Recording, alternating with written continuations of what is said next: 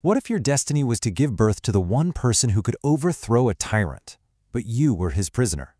Well, that is the exact setup for the incredible ancient story we're diving into today. It pits the absolute cruelty of a fearful king against the unwavering faith of his captives, and it all centers on a divine prophecy that was destined to change everything. So this really brings us to the core question, doesn't it? What actually happens when absolute power, a power that's totally fueled by fear, crashes head-on into an unshakable faith that has already survived unimaginable loss? The answer? Well, it's the very heart of the conflict we're about to see unfold. All right, let's set the scene. Our story begins in just about the darkest place you can imagine, a prison cell in the kingdom of Mathura. A prophecy has been spoken, and it says that the 8th child of a captive couple, Devaki and Vasudev, will be the one to bring down the tyrant King Kansa. Now, what's so fascinating here is how this single prophecy creates two totally opposite reactions. Kansa has already killed their first 6 children, so on one side you have Devaki and Vasudev. They're heartbroken, of course, but their faith is steady, it's calm. On the other side you have Kansa, the man with all the power, and yet he is absolutely consumed by fear. And that fear, it is twisted into just unbelievable cruelty.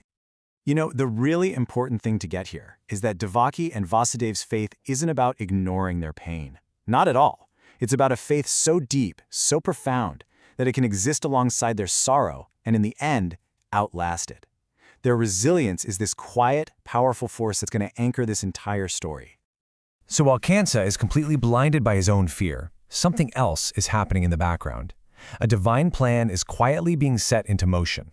And we're not talking about a big, direct confrontation. Not yet, anyway. This is about a series of subtle, miraculous events that start to work around Kansa's tyranny, totally beyond his control. And the first move in this divine chess game is just astonishing. The 7th child that Devaki conceives is miraculously transferred from her womb to the womb of Rohini, another of Vasudev's wives, who was living safely far away from the prison. This child would later be known as Balram.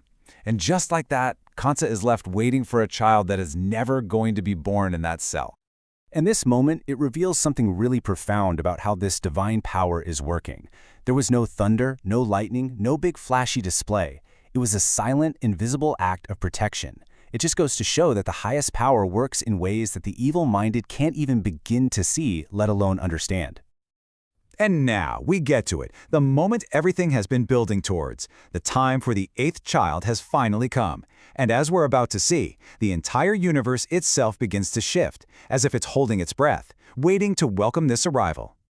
Okay, picture this. It's the middle of the night. A deep, profound calm settles over the land. Everything, I mean everything, goes still. The winds stop blowing, the rivers quiet their flow, and the stars in the sky seem to shine brighter than ever before. It's as if all of nature is just waiting. And then, the most incredible thing happens. The very fabric of reality seems to pause.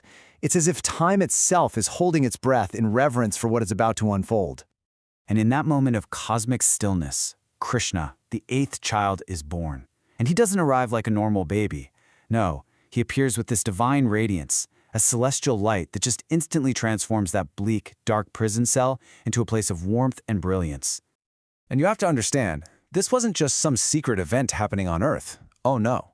The entire universe notices, and it celebrates. From the heavens, celestial beings, the Devatas, shower down flowers. Ethereal musicians, the Gandharvas, begin to sing divine songs. This is the universe rejoicing, because Dharma, cosmic balance and righteousness, has been born again. So the child is here, but he is in mortal danger. Kansa absolutely cannot find him. So the divine plan kicks into its next, and maybe its most daring phase, the escape from a prison that's supposed to be inescapable. And what happens next is just a stunning cascade of miracles, one right after the other, clearing a path where no path should exist. Vasudev's heavy chains? They just fall away. The massive locked prison doors, they swing open all on their own. Every single guard suddenly falls into a deep, unshakable sleep. When he gets to the raging Yamuna River, its waters part to let him cross.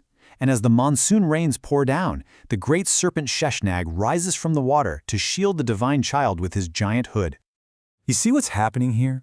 The chains, the doors, the guards, they were all real physical obstacles. But against a determined, divine will, they were meaningless, like dust. It's a powerful reminder that what seems impossible to us can be completely trivial to a higher purpose. So after crossing the river, Vasudeva finally makes it to the village of Gokul. And there, in the quiet of the night, he silently swaps Krishna for the newborn daughter of Yashoda and Nanda. His mission complete, he heads back to the prison, leaving the divine child in a home that's filled with love and safety. Vasudeva is back in his cell. The doors are locked, the chains are back on. It's as if nothing ever happened. Kansa is about to discover the baby he thinks is the 8th child, and he's about to come face to face with a power that he simply cannot defeat. Kansa hears the cries of a newborn and storms into the cell. He snatches the baby girl right from Devaki's arms. In his mind, this is it. This is the final moment. He actually believes that by killing this child, he can defy the prophecy and keep his power forever. But as he raises the child to smash her against the stone wall, she slips from his grasp, rises into the air, and reveals herself as a goddess. And she delivers this chilling final warning straight to Kansa. Your destroyer is already born and is safe elsewhere. And here, we see the ultimate irony of the whole story. For all his cruelty, for all his paranoid planning, Kansa couldn't escape his destiny. In fact, his fear-driven actions only helped make sure the divine plan would succeed. So, what can we take away from this incredible story? First, that true faith, like Devaki's, gives you a resilience that even the worst suffering can't break. Second, that fear, like Kansa's, is a poison that always destroys the person who holds it. Third, that divinity often works quietly, in the background, to restore balance. And finally, that this new hope was placed in Gokul, because a home filled with love is the safest place of all. Which leaves us with one final, fascinating question to think about. If destiny is inevitable, what's the point of faith? Well, maybe faith isn't about changing the outcome. Maybe it's about giving us the strength, the grace, and the peace to endure the journey no matter where it leads us.